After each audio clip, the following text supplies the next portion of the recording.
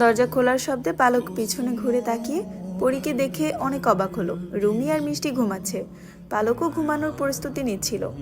বাগান বাড়ি থেকে ওরা তাড়াতাড়ি চলে এসেছে, কারণ আকাশের অবস্থা ভালো না, ঝড় হওয়ার সম্ভাবনা আছে।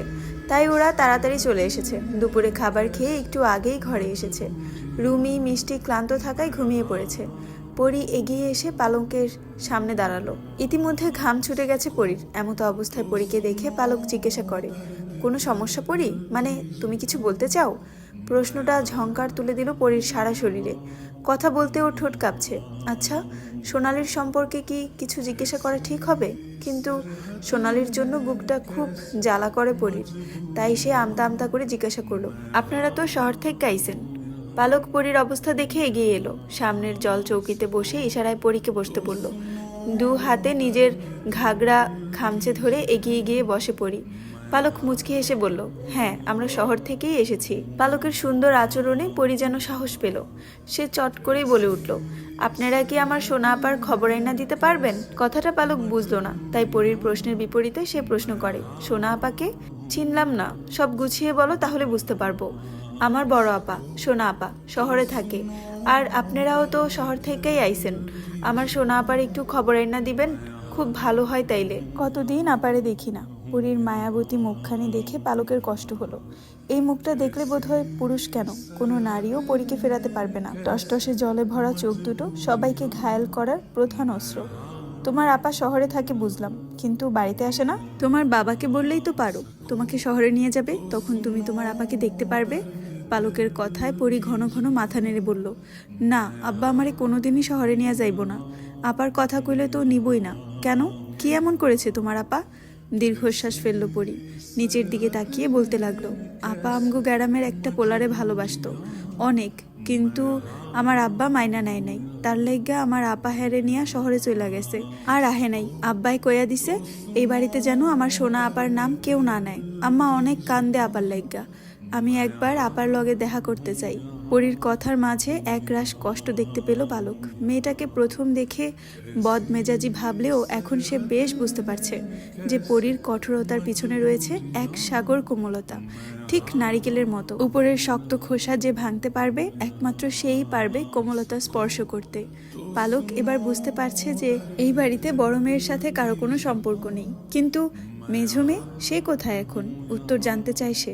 জিজ্ঞাসা করে, আর তোমার মেঝো বোন এখন কোথায়? পরীর মাথা নিচু রেখে জবাব দিল, রূপা আপায় বিয়া হইয়া গেছে। বুঝলাম, কিন্তু পরী, শহরটা তো তোমাদের গ্রামের মতো ছোট না যে খুঁজলেই তোমার আপাকে পেয়ে যাবে। তাছাড়া তোমার আপাকে তো আমি কখনো দেখিনি। আর আমি মেয়ে হয়ে কিভাবে তোমার আপাকে খুঁজবো? এভাবে খোঁজা তো সম্ভব নয়, তবে চেষ্টা করে দেখব। মনটা খারাপ হয়ে গেল পরীর। এটার ভয়ই পাচ্ছিল সে, হয়তো ওরা কেউই সোনালির খবর দিতে পারবে না। গোমরা মুখেই পরী বলল, তাইলে কি কোনোদিন আপার খোঁজ পামু না? কথাটা বলেই উঠে দাঁড়ালো পরী। ছোট ছোট পা ফেলে দরজা দিয়ে বেরিয়ে গেল। স্থির নয়নে তা দেখল পালক। আজকে পরীর আচরণে বেশ অবাক হয়েছে পালক। 2 দিন আগেই তো ওদের থাকা নিয়ে কত কথা শোনালো, আর আজকে এসে এভাবে মিশে গেল। তবে পরীর সাথে সাক্ষাৎ হয়ে বেশ ভালোই লাগলো পালকের। মেয়েটা সুন্দর, তবে কথাগুলো যেন আরো বেশি সুন্দর। বিকেল গড়িয়ে সন্ধ্যা হতে যেন ঝড়টা আরো বাড়লো। আফতাব আজকে বোধহয় বাড়িতে ফিরতে পারবে না। এই ঝড়ের মধ্যে কোনো মাঝি নৌকা চালাবে না। পুরো জমিদার বাড়িতে অচেনা 3 পুরুষ ছাড়া আর কোনো পুরুষ নেই। নাইম বারান্দায় দাঁড়িয়ে বৃষ্টি দেখছে আপন মনে। ঝড়ো হাওয়া গায়ে লাগছে, শীতও করছে, কিন্তু ঘরে যেতে ইচ্ছে করছে না তার। উল্টে হাত বাড়িয়ে সে বৃষ্টির পানি ছুঁয়ে দেখছে। সকালের কথা ভাবছে নাইম এখন। অল্প সময়ের ব্যবধানে কত কথাই বলে গেল পরী, অথচ ওই সময়টুকু বারবার চোখের সামনে ভেসে উঠছে। পরীকে এক পলক দেখার ইচ্ছা যেন বাড়ছে নাইমের। আজকে রাতে কি তাহলে ও ঘুমাতে পারবে, নাকি পরীকে দেখতে যাবে? নাইম স্থির করলো আজকে যেভাবেই হোক অন্দরে সে ঢুকবেই। তার উপর আজকে কেউই নেই বাড়িতে। আসিফ এসে নাইমকে এভাবে দাঁড়িয়ে থাকতে দেখে বলল, এই ঠান্ডা এভাবে দাঁড়িয়ে আছিস কেন তুই? চল ভেতরে চল। নাইম দৃষ্টি বৃষ্টিতে স্থির রেখে বলল, আজকে পরীকে দেখতে যাব। এই ঝড়ের মধ্যে? পাগল হয়ে গেছিস তুই? সকালে কি হলো দেখিসনি? পরী যেমন মেয়ে, তোকে বেঁধে ফেলবে আমি নিশ্চিত। এরকম করিস না, নিজের পায়ে নিজে কুড়াল মারিস না। চল ঘরে চল। কিন্তু নাইম তা মানল না। সে পরীকে দেখবেই দেখবে। এ নিয়ে কিছুক্ষণ কথা কাটাকাটি করলো আসিফ আর নাইম। আসিফ ভয় পেতে লাগলো আর নাইম ওকে সাহস দিতে লাগলো, কিন্তু ভাগ্য যেন ওদের সহায় হলো না। তখনই সদর দরজা খোলার শব্দ এলো। অন্ধকারে একটা অবয়ব দেখতে পেল দুজনেই। তা বুঝতে পারলো না সে কে, তাই ওরা পূর্ণ দৃষ্টি নিবদ্ধ করলো আগন্তুকের দিকে। বারান্দায় হারিকেন জ্বলছিল, বিধায় আগন্তুক সেদিকেই এগিয়ে গেল।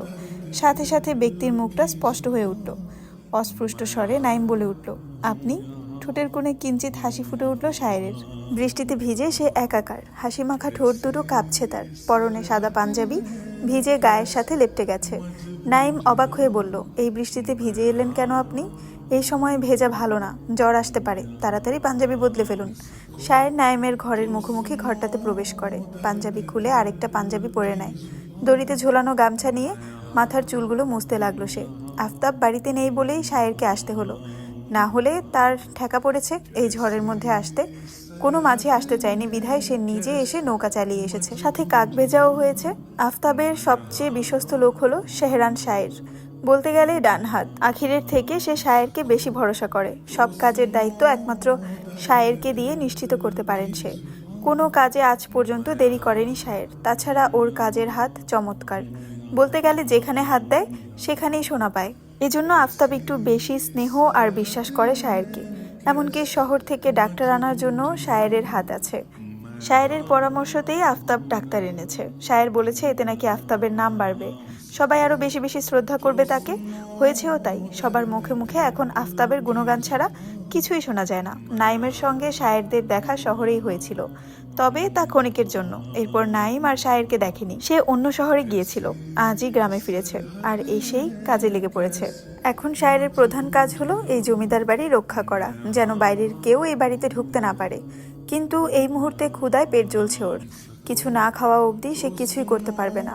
তাই সে ছাতা হাতে বের হলো, অন্দরমহলের দরজায় কয়েকবার টোকা দিল, কিন্তু কেউই সাড়া দিল না। অতঃপর শায়ের কুসুমকে কয়েকবার ডাকতেই কেউ একজন দরজা খুলে দিল। মুখোমুখি হলো পালক আর শায়ের। পালককে শায়ের একদমই আশা করেনি, ভেবেছিল বুঝি কুসুম আসবে। শায়ের নিজের বিস্ময়তা বিনা প্রকাশে বলল, কুসুমকে একটু ডেকে দিবেন। হারিকেনটা একটু উঁচু করে ধরল পালক, এতে শায়েরের মুখটা আরেকটু স্পষ্ট হয়। পালক বলে, কুসুম তো নেই, বোধহয় বাড়িতে গেছে। তাহলে বড় মা? পালক একবার পেছনে তাকিয়ে আবার শায়েরের দিকে তাকালো, বলল, ঘরে আছেন। কিছু লাগবে আপনার? আমাকে বলুন। শায়ের অনিচ্ছা প্রকাশ করে বলে, না, বড় মাকে বলুন শায়ের এসেছে, তাহলেই তিনি আসবেন। মাথা নেড়ে হারিকেন হাতে নিয়ে চলে গেল পালক। মালার ঘরে যেতেই দেখলো জ্যাসমিন মালার মাথায় জলপট্টি দিচ্ছেন, আর থেমে থেমে কেসে উঠছেন মালা। পালক এগিয়ে গিয়ে বলে, কি হয়েছে ওনার? মুখ তুলে চকিতে তাকালো জ্যাসমিন, বললেন, তুমি এ ঘরে এসেছো কেন? আর আপার বেশি কিছু হয়নি, সামান্য জ্বর, সেরে যাবে, তুমি নিজের ঘরে যাও। পালক শায়েরের কথা বলতেই জ্যাসমিন ঘর থেকে বের হয়ে গেল, তার সাথে পালককেও নিজের ঘরে যেতে বলল। ঘরে এসেই পালঙ্কে গা লাগিয়ে শুয়ে পড়ে পালক। রুমি আর মিষ্টি খাতা কলম নিয়ে কিসব হিসাব করছে। এসব ভালো লাগছে না বিধায় পালক নিচতলায় বারান্দায় গিয়ে দাঁড়িয়েছিল। অন্দরের দরজা ধাক্কার শব্দে সে দরজা খুলল, কিন্তু চোখের সামনে কাঙ্ক্ষিত পুরুষটিকে দেখে যেন মুগ্ধতা এসে ভেড়ে দুই নেত্রে। এই নিয়ে তৃতীয়বারের মতো শায়েরের সাথে দেখা হয় তার। প্রথম দেখা হয়েছিল শহরে। অদ্ভুত এক পুরুষটির চোখে আটকে গিয়েছিল পালকের নয়নজোড়া।